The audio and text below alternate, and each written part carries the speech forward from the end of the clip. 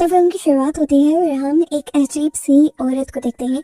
वो एक बहुत ही गंदे कमरे में बैठी हुई थी, चारों तरफ मक्खियां भिन भिना रही थी और उसके कमरे में बहुत सारी डॉल्स रखी हुई थी। यहाँ तक कि उसका अपना भी फेस एक डॉल वाले मास्क से कवर था। पता चला कि उसका नाम डॉली ही था। देखने को मिलता है कि इस टाइम उसके हाथ पांव सब कुछ खून से भरा हुआ है, लथपथ है, और ये खून उसका नहीं है, ये खून है उस लाश का जिसे वो अब एक डॉल समझकर उसके साथ खेल रही है।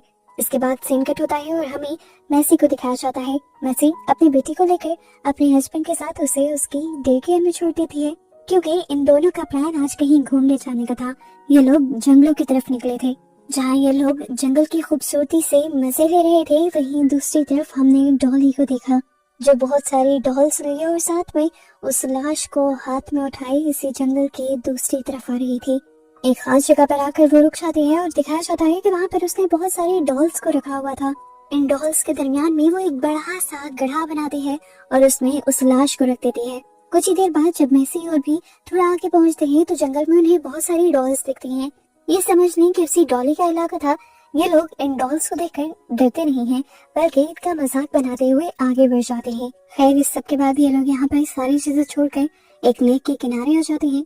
इससे पहले कि ये लोग यहाँ पर एंजॉय कर पाते या कुछ भी और करते, इन्हें जंगल में से अजीबोगरीब डरावना सा साउंड सुनाई देता है।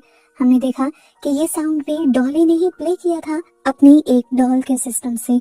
इस म्यूजिक से ये दोनों डिस्टर्ब हो जाते हैं और मैसी का हस्बैंड चेक करने के लिए जाता है कि ये सारी आवाजें आ कहां से रही हैं।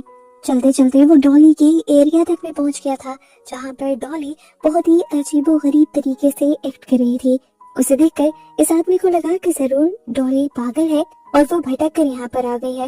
वो सोचता है कि चलो मैं इसे इसके घर पहुंचा देता हूँ, लेकिन जैसे ही वो डॉली के करीब आता है, डॉली उसी से डर जाती है और उसी के ऊपर फिर हमला भी कर देती है। पहले वो उसका गला दबाती है और फिर उसे नीचे फेंक देती है। उसे तो संभलने का मौका भी नहीं मिलता कि डॉली यहाँ पर एक बड़ा सा टूल उठाते हुए पहले उसके बाहों में स्टैब कर देती है और फिर उसके मुंह में कुछ इस तरह से स्टैब करती है कि उसका जबड़ा टूट जाता है और वो यहाँ पर बेहोश हो जाता है। काफी देर गुजर जाने के बाद जब मैसी ने नोटिस किया कि उसका हस्बैंड नहीं आया, तो वो भी उसे चेक करने के लिए जंगल में चली गई और जल्द ही अब वो उस एरिया में थी जहाँ पर डॉली ने उसे रखा हुआ था। मैसी को वहाँ जाने ही पहले ही बहुत सारी डॉल्स दिखती हैं और फिर एक लाश भी, जिसे देखकर वो जोर से चिल्ला देती है और उसकी चीख सुनती ही यहाँ पर डॉली आ जाती है। वो डॉली से पूछती है, मेरा हस्बैंड कहाँ है? डॉली उसे कोई जवाब नहीं देती, लेकिन इतने में मैसी की खुद ही नजर पड़ जाती है अपने हस्बैंड पर। इस टाइम वो बहुत बुरी हालत में था, मुंह से लगातार खून बह रहा था और वो बेहोश पड़ा था। मैसी को लगा कि वो मर गया है। मैसी समझ गई थी कि ये जो कुछ भी किया है इसी औरत ने किया है, इसीलिए वो उससे बचने के लिए यहाँ से भागती तो है, लेकिन बदकिस्मती से उसका एक पाँव पत्थर में फंस जाता है और वो नीचे गिर जाती है। सर दोबारा से उसका एक पत्थर से टकराता है और वो बेहोश हो जाती है। कुछ देर बाद जब उसे होश आया और वो संभलने लगी, तो इस टाइम दोबारा से डॉली उसके पास आ गई और डॉली ने उसे बालों से पकड़ लिया। पहले एक थप्पड़ मारा और फिर बिना बोले इशारों से उसे कुछ समझाने लगी। डॉली का ना फेस नजर आ रहा था, ना ही आवाज आ रही थी। उसकी बात समझना मुश्किल था। मैसी को तो बस ये खतरा ही लग रहा था, इसीलिए वो एक चाकू डॉली के जिस्म में स्टैब कर देती है ताकि वो उससे जान छुड़वा ले। लेकिन ये सब करके उसने डॉली का गुस्सा बढ़ा दिया था। इसी गुस्से में डॉली अब मैसी का गला दबा देती है और तब तक दबाए रखती है जब तक मैसी बेहोश ना हो जाए, और उसके बाद वो जंगल में बने हुए खूबसूरत से घर के अंदर उसे ले जाती है। अब सीन कट होता है और काफी देर बाद मैसी को होश आता है। वो इस टाइम एक बच्चे के कमरे में थी। चारों तरफ डॉल्स थी, पिंक कलर से डेकोरेशन हुई हुई थी, जिसका मतलब था कि इस कमरे को किसी बेबी गर्ल के लिए सजाया गया है। मैसी ने खुद बच्चों वाले कपड़े पहने हुए थे और उसे बेबी कार्ड के अंदर लिटाया गया था। वो उठती है और यहाँ से बाहर निकलने की कोशिश करती है, पर पता चलता है कि दरवाजा तो बाहर से लॉक है। इतनी ही देर में उसे दीवार के दूसरी पार से अजीबोगरीब आवाजें आती हैं। वो दीवार के करीब जाती है तो पता चलता है कि दीवार के दूसरी पार एक और कमरा है, जहाँ पर डॉली ने एक आदमी को कैद करके रखा है। वो आदमी कहता है कि उसने मुझे कई सालों से कैद करके रखा है। वो कहता है, मैं हमेशा यहाँ से निकल नहीं पाया क्योंकि कोई मेरी मदद के लिए नहीं आया, लेकिन अब तुम आ गई हो, हम दोनों एक दूसरे की मदद करके यहाँ से निकल सकते हैं। तुम बस डॉली के गले में लटकी हुई वो चांदी की चाबी ले आना, जिससे वो हर चीज बंद करती है। उसके बाद अगला सारा काम मेरा, मैं तुम्हें यहाँ से निकाल कर बचा कर ले जाऊंगा। यहाँ पर मैसी को सरवाइव करने के लिए वो आदमी ये हिंट भी देता है कि डॉली तुम्हें एक डॉल समझ रही है, वो तुम्हारे साथ डॉल जैसा ही बर्ताव करेगी, और अगर तुम्हें यहाँ से निकलना है और उसे चकमा देना है तो तुम्हें भी डॉल जैसा ही बिहेव करना होगा। खैर इतनी देर में डॉली उछलते कूदते यहाँ पर आ जाती है। उसके हाथ पे अभी भी खून लगा हुआ था। मैसी ये सब चीजें नोटिस करती है और डर कर मैसी की पैंट गीली हो जाती है। ये देखकर डॉली उसे खींचते हुए यहाँ से ले जाती है और एक डाइनिंग टेबल पर किसी बच्चे की तरह लिटा देती है, और फिर एक बहुत बड़े साइज का डायपर लेकर जबरदस्ती उसे डायपर पे लगा देती है। इस दौरान मैसी कुछ भी नहीं करती, वो कुछ कर भी नहीं सकती थी, लेकिन वो चारों तरफ से इस घर को गौर से दिख रही थी। यहाँ के दरवाजों को लोहे की जंजीरों से सील किया गया था। सीन कट होकर दूसरी तरफ हमारे जंगल में मैसी के हस्बैंड को दिखाया जाता है, जो कि अब होश में आ चुका था, लेकिन इस टाइम उसका खून बहुत ज्यादा बह चुका था। वो बहुत ज्यादा कमजोर हो गया था, 2 कदम भी वो चल नहीं पाता और दोबारा से बेहोश हो जाता है। जबकि घर पर हम देखते हैं कि डॉली अब मैसी के जख्मों को साफ कर रही थी, लेकिन यहाँ पर मैसी को गुस्सा आ जाता है और वो डॉली का हाथ झटक देती है, जिसकी वजह से डॉली को भी गुस्सा आता है, पर वो इस टाइम मैसी को कुछ नहीं कहती। अचानक से डॉली को याद आता है कि उसके भी जिस्म पर चाकू है, जो जंगल में मैसी ने ही उसे मारा था। वो यहाँ पर इस चाकू को निकालती है और फव्वारे की तरह उसका खून बाहर निकलने लगता है, और एकदम से बहुत ज्यादा खून बहने की वजह से वो भी बेहोश हो जाती है।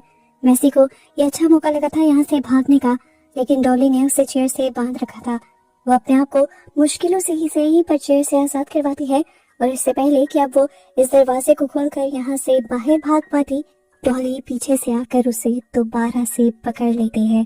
उसकी इस हरकत पे डॉली को गुस्सा आया था और अब डॉली ने उसे बहुत ज्यादा बेल्ट से मारा था। मैसी को दर्द हो रहा था।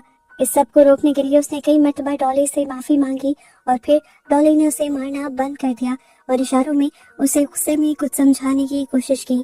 इसके बाद उसने एक गंदा सा खाना बनाया और जबरदस्ती आकर वो मैसी को खिलाने लगी। कि खाना मैसी के अंदर नहीं जा रहा था, वो उसे बार बार थूक रही थी, और ये सब डॉली को अच्छा नहीं लग रहा था। डॉली ने एक और मर्तबा अपने गुस्से को कंट्रोल किया और फ्रिज से एक फीडिंग बोतल लेकर आई। उसने जबरदस्ती ये बोतल मैसी के मुंह में लगा दी और मैसी ने उसे भी मुंह से थूक दिया। ये देखकर डॉली को गुस्सा आया और डॉली ने सारी चीजें इधर उधर फेंक दी, पर अब की बार मैसी पे गुस्सा नहीं किया। हर चीज फेंकने के बाद डॉली मैसी को मदर फीडिंग करवाने लग जाती है, और मैसी यही अच्छा मौका जानकर उसे दांत काट लेती है। डॉली अब नीचे गिरकर तड़पने लगी थी।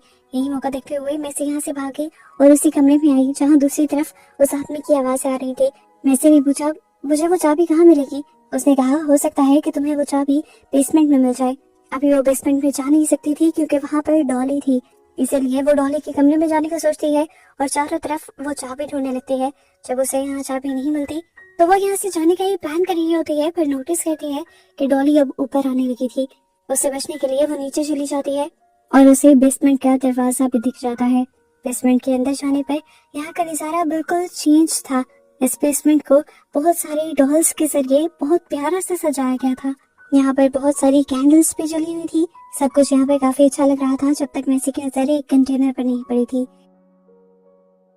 इस कंटेनर के अंदर एक लड़की का सर था, जिसके गले में वही चाबी लटकाई गई थी और उसके चेहरे पर एक डॉल का मास्क लगाया गया था। इसे देखकर मैसी बहुत ज्यादा डर जाती है और समझ भी जाती है कि डॉली एक बहुत ही भयानक औरत है। खैर मैसी को यहाँ पर ज्यादा सोचना नहीं था। वो जल्दी से उस गले में से चाबी निकालती है और यहाँ से भागने ही वाली होती है कि पीछे से यहाँ पर डॉली आ जाती है, जो अचानक से पीछे से मैसी के ऊपर हमला करती है और उसका कान काट लेती है और उसके बाद जबरदस्ती उसे उसके कमरे में ले आती है। इस टाइम डॉली मैसी से ऐसे बिहेव कर रही थी जैसे कोई माँ अपनी नाराज हुए बच्चे से बिहेव करती है। जबरदस्ती उसे मनाने की कोशिश कर रही थी। मैसी देखती है कि डॉली ने अब वो चाबी अपने गले के अंदर लटका ली थी, इसीलिए मैसी भी ज्यादा कुछ नहीं कहती उसे और उल्टा उसी की गोद में जाकर बैठ जाती है। डॉली अब उसे गोद में लिटाकर उसका कान भी दोबारा से सी देती है और फिर अपनी गोद में उसे सुला देती है। उसे सुलाते हुए डॉली खुद भी सो गई थी और ये चीज कंफर्म होते ही मैसी ने उसके गले से बहुत ही ध्यान से चाबी निकाली। चाबी लेते ही वो इस कमरे के साथ वाले कमरे में जाती है जहाँ पर उस आदमी को बांधा गया था। उसने देखा कि चाबी से इस कमरे का दरवाजा खुल गया। टॉर्च चलाते हुए उसने अंदर देखा। यहाँ पर एक आदमी था। उसे जंजीरों से बांध कर रखा गया था और उसकी हालत काफी खराब हो चुकी थी। मैसी को देखते ही इस आदमी ने कहा, जल्दी से मुझे खोलो ताकि मैं अपनी और तुम्हारी जान बचाकर यहाँ से जा सकूं। मैसी अब उस आदमी को वो चाबी दे देती है और चारों तरफ दोबारा से इस कमरे में देखने लगती है। कुछ दूरी पर उसे एक और आदमी की लाश दिखाई देती है जो आधी सड़ रही थी और इसमें से बहुत ज्यादा स्मेल भी आ रही थी। वो परेशान थी। यह आदमी मैसी को बताता है, ये मेरा भाई था जो मुझे यहाँ बचाने आया था, पर इस खतरनाक औरत ने मेरे भाई को भी मार डाला। इन्हीं बातों बातों में वो आदमी अब मैसी को पीछे से गले से पकड़ लेता है और कहता है, अब तुम्हारा ये इस्तेमाल करके मैं यहाँ से भाग पाऊंगा। मुझे यहाँ से भागने का कोई रास्ता नहीं पता। हाँ, डॉली की कमजोरी जरूर पता है। वो अपने से जुड़ी चीजों को बहुत संभाल के रखती है और वापस लेने के लिए किसी भी हद तक चली जाती है, और तुम उसके लिए उसकी डॉल या चीज से ज्यादा कुछ भी नहीं हो, और मैं अब तुम्हारा ही फायदा उठाते हुए यहाँ से बाहर निकलूंगा। यानी इस आदमी ने धोखा दिया था। अब मैसी को बंदी बनाते हुए वो उसे नीचे किचन में ले आता है और उसे कहता है, डॉली को बुलाओ। लेकिन मैसी जब नहीं बुलाती तो वो उसके जख्मी कान को दर्द देने लगता है। मैसी जब जोर से चिल्लाती है तो डॉली उसकी आवाज को सुनते हुए नीचे आ जाती है। ये आदमी उसे ब्लैकमेल करते हुए कहता है, दरवाजा खोलो नहीं तो मैं इसे मार दूंगा। डॉली अपने हाथ में ली हुई सारी चीजें नीचे फेंक देती है और सरेंडर कर देती है और जाकर आराम से दरवाजा खोलने लगती है। जिस दौरान डॉली दरवाजा खोलने में बिजी थी, वो आदमी दोबारा से डॉली की टूल उठाकर डॉली के ऊपर हमला कर देता है। वो अब उसका मास्क तोड़ने ही वाला था, उसे मारने ही वाला था, लेकिन तभी पीछे से एक चाकू आकर उसकी कमर पे लगता है। ये मैसी ने ही फेंका था क्योंकि वो जानती थी कि यह आदमी डॉली के साथ साथ उसके लिए भी खतरा है, पर यह आदमी बहुत ही ज्यादा जालिम और ताकतवर था। मैसी के छोटे से हमले से उसे ज्यादा कुछ नहीं हुआ था। वो अब मैसी को मारने के लिए आगे बढ़ जाता है। इससे पहले कि अब वो मैसी को मार देता, इतनी देर में पीछे से डॉली उठकर उसके ऊपर हमला कर देती है। वो आदमी नीचे गिर जाता है, जिसके बाद डॉली अपने टूल से उसे इतना मारती है, इतना मारती है, इतना मारती है कि खून निकल निकल कर उसकी मौत हो जाती है। डॉली का ये रूप देखकर मैसी और भी ज्यादा खौफ में आ जाती है, पैनिक हो जाती है और चिल्लाने लगती है। डॉली उसे बालों से पकड़कर उसके रूम में ले आती है। इस टाइम डॉली को बहुत ज्यादा गुस्सा आ रहा था क्योंकि वो जानती थी कि यह आदमी मैसी की वजह से ही कमरे से बाहर निकल पाया है। वो मैसी के ऊपर गुस्सा दिखा रही थी, यहाँ कमरे की सारी चीजें तोड़ रही थी। इस दौरान मौके का फायदा उठाकर मैसी एक और मरतबा यहाँ से भागने की कोशिश करती है, पर डॉली उसे पीछे से पकड़ लेती है और उसके भागने के जुर्म में उसका गला दबा देती है।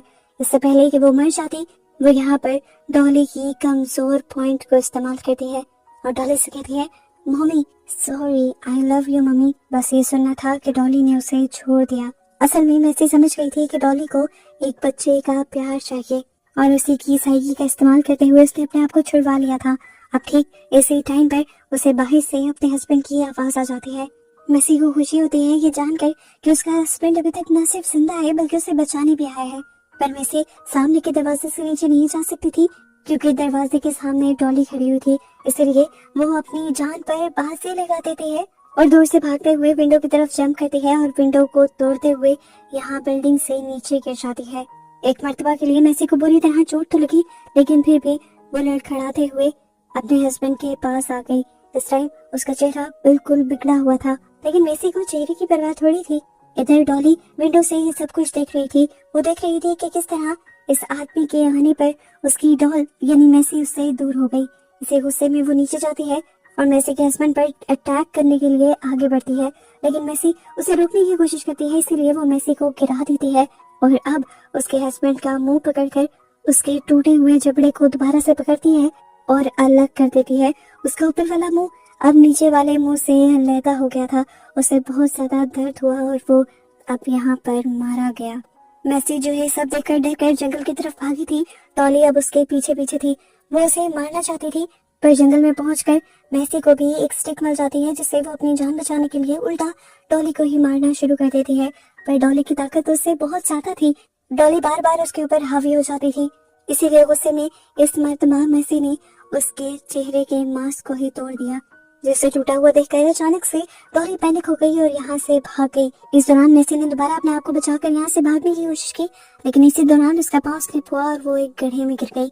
ये वही कड़ा था जो मूवी के स्टार्ट में दिखाया गया था, जिसमें डॉली ने एक लाश को आकर रखा था। इससे पहले कि वो यहाँ से निकलकर भाग पाती, डॉली यहाँ दोबारा आ जाते हैं और चारों तरफ से मैसी के ऊपर हमला करने की कोशिश करती है। और मैसी अब इस लाश को उठा लेती है और डॉली से कहती है कि मैं इसे फेंक दूंगी, नहीं तो मुझे छोड़ दो।